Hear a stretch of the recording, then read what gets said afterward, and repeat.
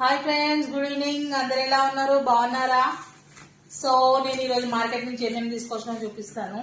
ఇది వచ్చేసి sweet corn 108 ఇచ్చినారు చిన్న సైజులా. ఇది వచ్చేసి స్వీట్ పొటాటో, అదే అండి మొరంగడ్డ. ఇది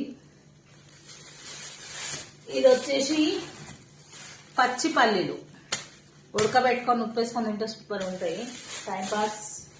ఇది వచ్చి పచ్చి బఠానీ, గ్రీన్ బఠానీ చూడండి.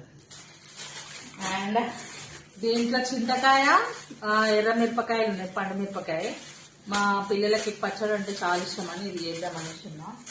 ఇంకా మీదే వచ్చేసి కూరగాయలు ఫ్రెండ్స్ చూపి, ఇక్కడికి వచ్చి చూపి.